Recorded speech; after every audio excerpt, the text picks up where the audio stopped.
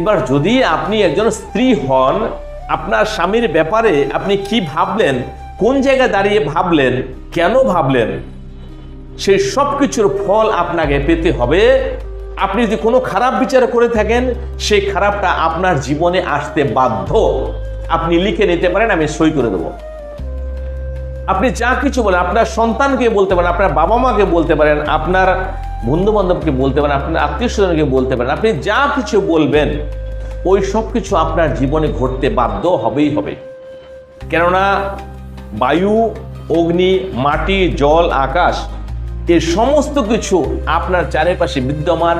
এনারা সব কিছু দেখছেন, শুনছেন এবং কন্টিনিউ কার্য করে যাচ্ছেন আপনার কথা অনুযায়ী, আপনার মনের ভাবনা অনুযায়ী সেই কার্যকে সম্পূর্ণ করার জন্য। এবার আপনি যদি পাপ আত্মার লোক হন, তাহলে আপনি পাপের কথাই ভাববেন।